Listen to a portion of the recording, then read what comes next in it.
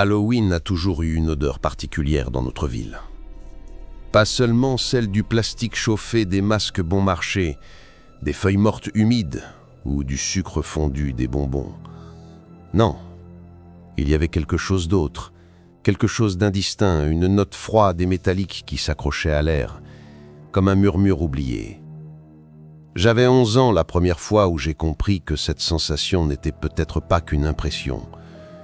Halloween tombait un vendredi cette année-là, et la nuit semblait plus glaciale que toutes celles dont je me souvenais. Un froid différent, presque intime, le genre qui s'insinue derrière les oreilles et qui fait courir sur la peau un frisson trop précis pour être naturel. Dans notre petite ville, coincée entre une ligne de chemin de fer et une forêt dense qui avalait la lumière, il existait une règle que tous connaissaient sans qu'elle soit écrite quelque part. Une règle qui n'était jamais expliquée, juste répétée avec un sérieux étrange, presque cérémoniel. Ne traversez jamais les rails, pas à Halloween. On ne nous parlait pas de fantômes, on ne nous parlait pas de légendes, on ne nous parlait même pas de danger. Les adultes choisissaient les mêmes phrases vagues, les mêmes haussements d'épaules gênés, les mêmes justifications creuses. Ce n'est pas un bon quartier. Il n'y a plus rien là-bas. Mais on sentait dans leurs yeux une autre vérité, quelque chose qu'ils ne voulaient pas dire, ou qu'ils ne pouvaient plus formuler. Les rails marquaient une frontière invisible, un seuil que personne ne franchissait, surtout pas la nuit du 31 octobre. Et pourtant, comme toute règle non expliquée, elle nourrissait la curiosité. Elle l'attisait, elle la faisait bouillonner dans la tête des enfants. Et cette année-là, nous avons cédé. Danny, Marcus, Ty et moi. 4 gamins, avec des sacs à moitié remplis de bonbons, des rires trop bruyants et ce goût de liberté imprudente qui fait croire qu'on est invincible. Nous pensions que ce serait une aventure, une simple bêtise d'Halloween, quelques frissons à raconter à l'école. Nous pensions pouvoir traverser les rails, prendre un bonbon, rire un peu et repartir comme si de rien n'était. Nous avions tort, terriblement tort. Ce que nous allions découvrir de l'autre côté n'avait rien d'humain, rien d'enfantin, rien d'anodin. Et aujourd'hui encore, des années plus tard, je peux affirmer une chose. Cette nuit-là, quelque chose nous attendait déjà. Alors installez-vous, éteignez la lumière et laissez-moi vous raconter l'histoire complète. Car si vous pensez que les rails ne sont qu'une séparation entre 2 quartiers, vous n'avez aucune idée de ce qui peut marcher entre eux. Et avant d'aller plus loin, si vous aimez les récits où l'horreur avance à pas feutrés, si vous aimez les ambiances poisseuses, les mystères inexpliqués et les destins grisés, abonnez-vous dès maintenant à la chaîne Nuit d'Horreur, car la suite va vous hanter longtemps. Nous étions déjà loin dans notre tournée d'Halloween lorsque tout a commencé à basculer. Les rues familières brillaient sous les décorations lumineuses, les rires d'enfants s'éteignaient peu à peu derrière nous, et les sacs de bonbons de Marcus, Ty, Danny et moi étaient déjà à moitié pleins. À cet âge, on ne se rend pas compte qu'on est en train de basculer vers quelque chose d'irréversible. On avance, porté par l'excitation, l'adrénaline, la certitude naïve que rien de grave ne peut arriver un soir de fête. Et puis, sans prévenir, Marcus s'est arrêté net. Il regardait au bout de la rue, là où les réverbères devenaient rares et où les rails coupaient le quartier d'un trait sombre comme une cicatrice. Il mâchonnait un bonbon avec une lenteur inhabituelle, signe qu'il réfléchissait à une idée stupide.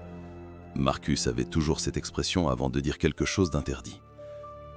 Et si on allait juste à une maison, là-bas, juste une. Sa voix tremblait d'un mélange d'excitation et de défi. Ty s'est figé immédiatement, secouant la tête comme si Marcus venait de proposer d'invoquer un démon. « Non, non mec, ma mère va me tuer si je traverse, tu le sais ?» Danny a ri, ce rire léger qu'il utilisait chaque fois qu'il voulait nous entraîner dans une mauvaise décision. « Alors on ne lui dit pas, voilà tout !» Et il nous lança ce sourire qui promettait plus d'aventure que de prudence. Ce fut Danny qui nous montra la raison de sa certitude. Il leva le doigt vers le fond du cul-de-sac, juste au-delà des rails, entre 2 silhouettes de maisons immobiles. Travers les lattes inclinées du panneau ferroviaire, on distinguait un scintillement orange. Une flamme douce, fragile, vacillante. Un jack-o'-lantern. Pas un jouet, pas une décoration électrique. Une vraie bougie. Une invitation. Tu vois, quelqu'un attend des visiteurs, ironisa Danny. Il n'aurait jamais dû sourire. Aucun de nous n'aurait dû sourire. Nous aurions dû comprendre qu'un endroit que tout le monde évite, un endroit où plus personne ne vit officiellement, ne laisse pas une citrouille brûler par hasard. Nous avons attendu que les dernières maisons de notre côté de la rue éteignent leur lumière. Quand les parents commencèrent à rappeler les enfants, quand les sautoirs se vidèrent, quand la soirée sentit la fin, c'est là que nous avons décidé, comme des imbéciles, de faire le contraire. Nous avons avancé en silence vers les rails. Le passage à niveau grinça lorsque nous l'avons franchi. Et au moment exact où mon pied a touché l'asphalte du côté interdit, quelque chose a changé dans l'air. Un froid plus humide, plus sourd, s'est immédiatement accroché à ma peau. Une odeur étrange, presque aigre, s'est glissée dans mes narines. Un brouillard bas, épais, immobile, recouvrait la rue comme une fumée renversée. Rien ne bougeait. Pas un rideau, pas une ombre derrière une fenêtre, pas un souffle dans les arbres. Le quartier entier donnait l'impression d'avoir été posé là, figé, artificiel. Les décorations semblaient fausses, les citrouilles trop symétriques, les fantômes en tapis identiques les uns aux autres, les pelouses d'un vert autre uniforme, comme dessinées. « On dirait un décor !» murmurai-je. Personne ne répondit, parce qu'ils pensaient tous la même chose. La maison avec le jack-o'-lantern était la troisième avant le cul-de-sac. Son porche clignotait à intervalles réguliers comme si la lumière essayait d'attirer notre regard. Un squelette en décoration pendait à une balançoire qui grinçait sans vent. Un bol de bonbons attendait, posé sur une petite table. Les emballages étaient noirs, tous noirs, alignés en rang parfait, comme des pièces d'échecs. Danny se rua dessus. Jackpot! Marcus et Ty ont suivi en riant, nerveux, engloutant chacun un bonbon comme pour se prouver que tout ça n'était qu'un jeu. Moi, je n'ai pas pu. Je me suis contenté de glisser le mien dans ma poche. Le papier avait un toucher étrange, presque humide. Un frisson désagréable m'a parcouru l'échine. Et puis, Marcus a dit « Bon, on y va, c'est tout ?» Il posa à peine la question que tout a basculé. Un clic sec retentit. Puis un autre. Puis un autre. Les porches de toutes les maisons du cul-de-sac s'allumèrent les uns après les autres. Les lumières se déclenchaient comme une rangée de dominos lumineux. Des sourires de citrouilles. Des bols de bonbons noirs. Des décorations immobiles.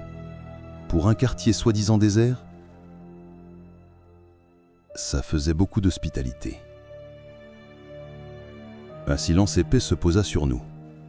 Un silence qui disait clairement « Maintenant que vous êtes venus, ne partez surtout pas. » Nous avons continué à avancer, le cœur serré, le souffle court.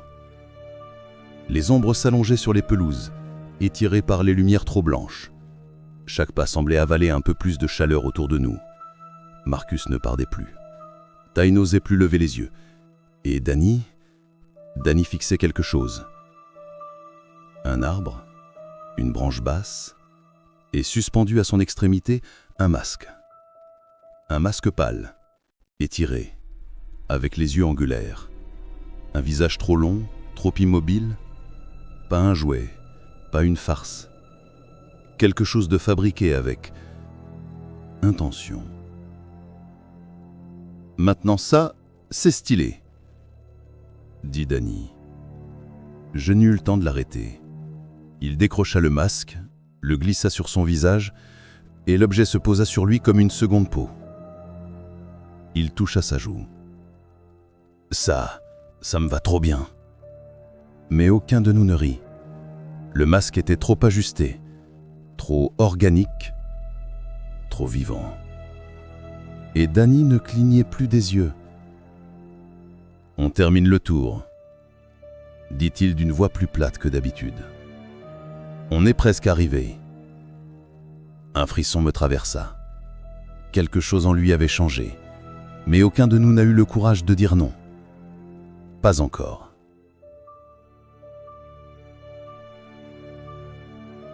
Nous avions à peine fait quelques pas après que Danny a mis ce masque que l'atmosphère du cul-de-sac sembla se contracter autour de nous. Le brouillard, auparavant immobile comme un décor figé, paraissait désormais ramper au sol, s'enroulant autour de nos chevilles comme pour nous ralentir. Les ombres des maisons s'étiraient et chaque fenêtre ressemblait à un œil vide nous observant. Je scrutais Danny du coin de l'œil. Sa démarche avait changé, plus rigide, plus silencieuse, presque glissante. Le masque, collé à son visage, semblait respirer avec lui, ou malgré lui. Les contours ne faisaient plus qu'un avec sa peau. On ne voyait même plus la limite entre l'objet et son visage. La voix qu'il avait utilisée juste avant, elle continuait de résonner dans ma tête, plate, sans émotion, comme s'il avait abandonné quelque chose en passant le masque. Mais à 11 ans, on ne comprend pas encore les signes avant-coureurs. On ne voit pas les adieux qui se cachent dans les gestes les plus anodins. Alors nous avons suivi, bien trop loin. Quand nous avons atteint la courbe du cul-de-sac, Marcus s'est brusquement immobilisé. « Les gars !» souffla-t-il. Je levai les yeux, et c'est là que je les ai vus. D'abord une silhouette, puis 2, puis 5, puis une douzaine. Des figures humanoïdes s'avançaient lentement dans la rue. Elles ne couraient pas, elles ne se pressaient pas. Elles marchaient comme si elles participaient à quelque chose, à un rituel millimétré, précis, inévitable. Elles portaient toutes ce même masque que Danny, pâle, allongé, ou sourire creux. Leur démarche était fluide, trop synchronisée pour être humaine. Aucun bruit de pas, aucun souffle. Juste le froissement léger de vêtements anciens. Des habits d'un autre temps, des manteaux longs, des robes sombres, des gilets ternis, des chapeaux aux bords affaissés. C'était comme voir une procession sortie d'un siècle disparu. Une marche funèbre silencieuse, un cortège qu'aucun vivant n'aurait dû observer. Je sentis mon cœur s'affoler. « Ils viennent vers nous !» murmura-t-il. Personne n'eut le courage d'acquiescer. Les silhouettes progressaient à la même vitesse, chacune à la même distance de la précédente, comme si une seule entité invisible les guidait. Puis soudainement, elles s'arrêtèrent, toutes, en même temps, d'un même mouvement, comme si un souffle unique venait de traverser leur corps. Le silence qui suivit était si dense que j'avais l'impression qu'il me compressait la poitrine. Et ensuite, leurs têtes pivotèrent, légèrement, juste assez pour nous regarder.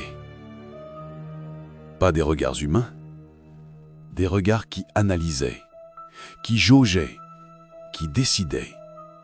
Ce n'était pas une menace impulsive, c'était un jugement. « Courez !» chuchota-t-il, et cette fois, personne ne discuta. Nous avons tourné les talons, nous avons couru comme si la mort elle-même nous suivait. Nos pas ressondissaient trop fort dans la rue vide. Le brouillard nous agrippait, ralentissant nos jambes. Mon sac se balançait, frappant mes hanches. Chaque bruit me semblait hurler notre position. Je n'ai osé regarder derrière moi. Pas tout de suite. Nous avons contourné une haie basse, et nous nous sommes jetés derrière, haletants, accroupis, invisibles. Du moins, nous l'espérions. Notre respiration se mélangeait à la brume, nos cœurs cognaient dans nos gorges. Et c'est là Petit a murmuré, d'une voix étranglée. « Danny ?» Je me retournai. Danny n'était plus avec nous. Mon ventre se noua si brutalement que j'en eus la nausée. Marcus passa sa tête entre les branches. « Non, non, non !» Je suivis son regard.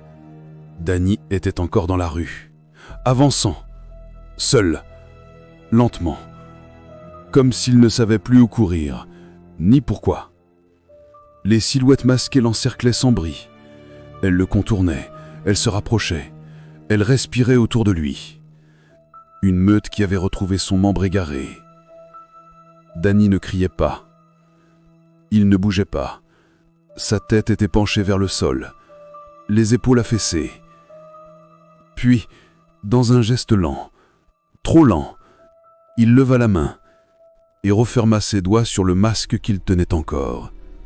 Il le remit, sans trembler, comme si cela lui apportait une forme de relâchement. Le masque se posa sur son visage, sans plier, sans cricher. Il se fixa exactement comme la première fois. Vivant, organique, parfait. La silhouette la plus proche fit un pas vers lui, puis s'arrêta, comme satisfaite. Les autres figures passèrent, comme s'il était désormais un des leurs.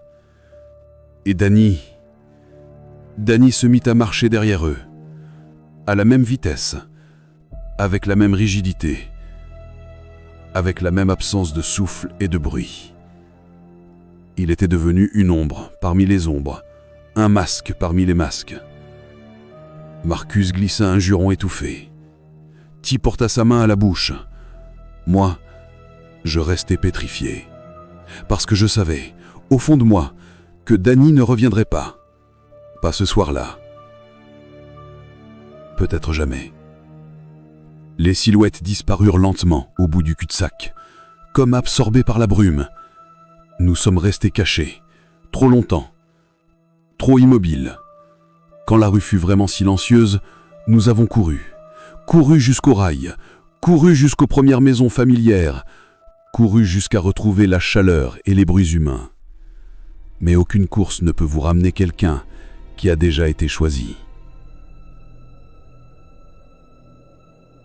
Nous avons fui jusqu'à retrouver la lumière familière des maisons, le bruit rassurant des télévisions derrière les murs, les silhouettes des adultes qui terminaient leur soirée.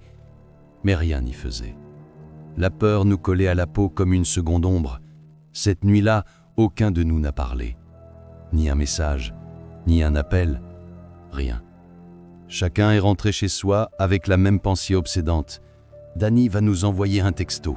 Il va surgir dans la conversation de groupe, râler en disant « on s'est comporté comme des bébés ». Il va dire qu'il nous a fait une blague. Il va dire qu'il est rentré par un autre chemin. Il va vivre. Alors nous avons attendu, et attendu encore. Mais Danny ne nous a jamais écrit. Au matin, mon téléphone était vide de notifications. Pas un seul message, pas un seul voyant, rien. Marcus non plus n'avait rien reçu. Ty, encore moins. À midi, la panique nous a pris à la gorge comme une brûlure glacée, le genre de panique qu'on n'arrive pas à articuler.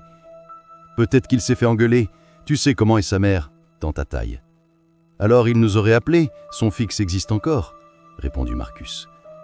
Je ne disais rien, parce que je n'avais aucune explication, aucune qui nous fasse sens pour un enfant de 11 ans, aucune qui ne m'arrache l'estomac. Finalement, à force de tourner en rond dans nos propres peurs, nous avons décidé d'y retourner. Pas de nuit, pas dans la brume, en plein jour. Parce que le soleil était censé rendre tout moins effrayant. Censé. Nous avons traversé les rails au début de l'après-midi. Le ciel était clair, presque trop lumineux, comme si le monde voulait nous convaincre que tout allait bien. Mais dès que nous avons posé le pied de l'autre côté, le choc fut brutal. Il n'y avait pas de brume, pas de décor figé, pas de citrouille, pas de lumière, pas de décoration, juste un quartier mort. Un quartier dont les couleurs semblaient drainées, lessivées. Les façades des maisons étaient ternies, fendillées, délavées. Les fenêtres brisées, les rideaux inexistants, les pelouses desséchées, jaunies, craquantes sous nos pas. La maison où Danny avait pris le bonbon n'était qu'une carcasse abandonnée.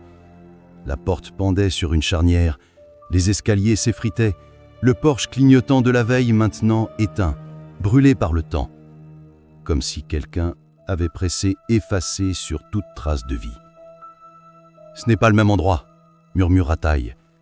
Mais si, c'était exactement le même. Le même sans la façade qu'on nous avait donnée la veille. La nuit nous avait menti. La nuit nous avait montré ce qu'elle voulait qu'on voie. Un décor maquillé pour attirer, pour tromper, pour inviter. Et nous avions accepté. Nous avancions lentement, comme si chaque pas risquait de réveiller quelque chose de monstrueux. Nous avions 11 ans.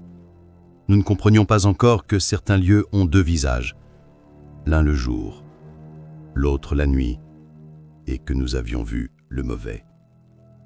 Alors on a cherché un indice, cherché quelque chose de Danny, une trace, un objet, un signe, qu'il n'avait pas été englouti par ce que nous avions vu.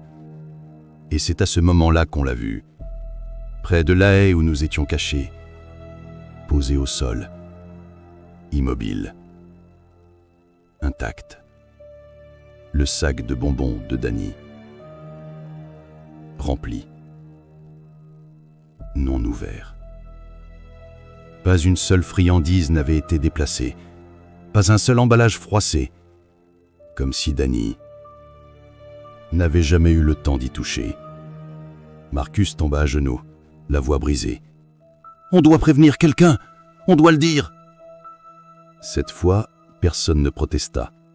Nous avons couru, traversé les rails, bondi jusqu'aux maisons familières, le monde réel, le monde solide. Nous avons tout raconté, tout. Les lumières, les bonbons noirs, les silhouettes, la parade, le masque, la disparition. Et pour la première fois depuis la veille, on s'est sentis comme des enfants, fragiles, incompréhensibles, ignorés. Les adultes ont posé des questions, encore et encore. Toujours les mêmes. Vous êtes sûr? Vous ne l'avez pas perdu? Vous ne l'avez pas laissé partir? Les recherches ont commencé. Des policiers, des voisins, des chiens, des lampes torches qui fouillaient les fourrés, des affiches « Missing » imprimées trop vite. Mais le quartier derrière les rails avait retrouvé son visage de ruine, inhabité, innocent. Personne ne trouva un masque, personne ne trouva la parade, personne ne trouva Danny. Rien, juste silence. Un silence épais comme la brume de la veille. Il fallut des jours pour que la ville cesse de chercher, des semaines pour que les affiches disparaissent, des mois pour que les gens arrêtent d'en parler. Danny cessa d'être un nom. Il devint une histoire, une légende locale, une mise en garde. Le garçon qui a traversé les rails à Halloween et qui n'est jamais revenu. Mais nous, les seuls témoins, savions que ce n'était pas une légende. C'était pire, parce que nous avions vu Danny partir et nous avions vu ce qu'il avait choisi, ou ce qu'il avait choisi.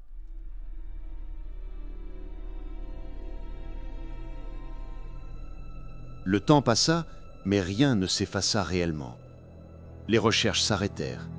Les affiches furent remplacées par d'autres annonces. Les conversations devinrent des murmures, puis simplement du silence. Mais le silence ne guérit pas, il enfouit, il dissimule, il garde l'horreur vivante tapie dans l'ombre. Marcus, Ty et moi avions changé. Plus personne ne parlait de cette nuit, même entre nous. Comme si formuler les mots risquait de rouvrir une porte qu'on voulait, à tout prix, laisser fermer. Puis, Ty déménagea. Marcus s'enfonça dans un mutisme lourd. Et moi, je continuais d'observer. Chaque fois que je passais près des rails, même en plein jour, quelque chose me frôlait. Une sensation familière, comme un souffle glacé derrière la nuque. Chaque fois qu'une lumière vacillait sur un porche, je revoyais les silhouettes. Chaque fois qu'une citrouille s'allumait, mon cœur se serrait. Je n'ai pas oublié Danny. Je ne pouvais pas. Et lorsque les décorations d'Halloween réapparurent dans les jardins 1 an plus tard, je sus que je n'avais pas terminé avec cette nuit. Quelque chose manquait. Quelque chose m'appelait. Quelque chose voulait être vu. Le soir du 31 octobre suivant, j'ai fait semblant de jouer le jeu.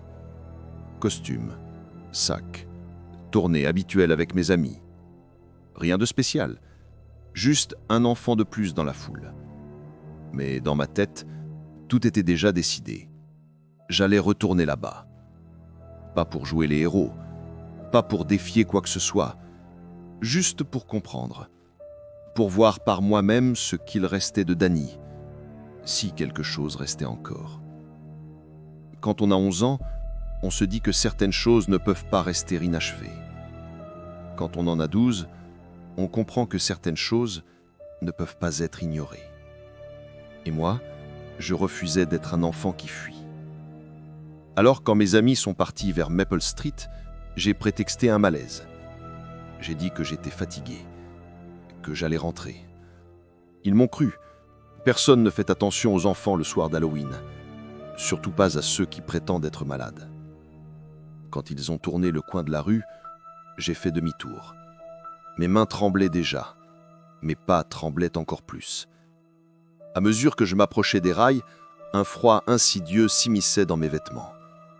Pas un froid de météo, un froid de présence, le même que l'an dernier, le même que celui qui avait avalé Danny. Je me suis arrêté devant les rails. La brume était revenue, moins dense que cette nuit-là, mais assez pour glisser entre les lampadaires comme une fumée vivante. Mon cœur battait si fort que j'avais l'impression qu'il allait se décrocher de ma poitrine. Mais je ne suis pas retourné en arrière. J'ai franchi les rails. De l'autre côté, tout était exactement comme je l'avais laissé, mais comme si une année entière n'avait pas existé. Les maisons étaient figées dans leurs façades délabrées, les fenêtres noires, comme aveugles, les pelouses mortes, le silence écrasant, presque solide. Pourtant, un détail n'allait pas. Les porches n'auraient pas dû être allumés. Mais un premier cliquetis retentit, puis un second, puis un troisième. Les lumières s'allumèrent, une par une, comme si le quartier se réveillait de son sommeil. Je sentis ma gorge se serrer. Il m'avait reconnu. La rue entière semblait respirer autour de moi, ou m'avaler. J'ai marché vite, les mains dans les poches, le regard fixé droit devant. Je ne voulais pas appeler le danger, je voulais seulement revoir ce que j'avais vu. Et je le revis. La haie. L'endroit où nous étions cachés. L'endroit où Danny avait disparu. L'endroit où nos vies avaient bifurqué à jamais. Je me suis accroupi comme la première fois. J'ai glissé sous les branches, me tassé dans le creux noir où nos 3 corps s'étaient entassés, tremblants, et j'ai attendu. Mon cœur battait plus fort que les pas des silhouettes. Puis, comme une mémoire qui se remettait en marche, la parade apparut. Les mêmes silhouettes masquées, les mêmes pas synchronisés, les mêmes vêtements anciens. Elles avançaient sans rien dire, un cortège d'un autre temps, un cortège sans respiration. Et avec elles, la même menace que l'an dernier. Je voulais fermer les yeux, je voulais boucher mes oreilles, je voulais courir, mais je ne bougeais pas, parce que je savais que je devais voir ce qui allait suivre. Et ce qui suivit changea tout. Un souffle, un léger mouvement, juste à côté de moi. Je crus d'abord que mon imagination me jouait un tour, puis je sentis une présence, une respiration faible. Alors je tournai la tête, et j'ai eu envie de hurler. Quelqu'un était accroupi à mes côtés, si proche que nos genoux se touchaient presque. Un hoodie bleu délavé, une couture usée sur la poche ventrale, un jean à un ourlet roulé trop haut, des baskets bisabruis dont l'un des lacets était fluo. Je reconnaîtrais cette silhouette entre mille. Danny. Il était là, à quelques centimètres de moi. Je voulais lui parler, lui sauter dessus, le tirer hors de cet enfer. Mais il leva la main, un geste lent, silencieux. « Commandant, ne bouge pas. Sais-tu assez pour me glacer le sein ?» Puis il tourna la tête, et la lumière des porches révéla ce qu'il portait encore. Le masque, le même, Janie, ridiculement collé à sa peau, les creux trop étirés, les yeux trop vides. Je voulais parler, dire son nom, mais il posa un doigt sur ses lèvres, sur les lèvres du masque. Un geste universel, un geste humain, mais sur lui, c'était autre chose. Ensuite, sans rien dire, Danny se leva et marcha vers la parade, sans se tourner, sans accélérer, sans hésiter. Il se glissa entre les silhouettes masquées, et sans effort, il devint une d'elles. Une d'elles, comme si c'était sa place, depuis le début. Je restais accroupi, pétrifié, incapable de comprendre si je venais de retrouver mon ami ou de lui dire adieu pour toujours. Lorsque la dernière silhouette disparut au coin du cul-de-sac, j'ai couru. J'ai traversé les rails à en perdre le souffle. Je suis rentré chez moi sans oser regarder derrière moi. Et ce soir-là, lorsque je me suis enfermé dans ma chambre, une seule pensée tournait dans ma tête. Danny m'a vu, Danny m'a reconnu, et Danny n'était plus Danny.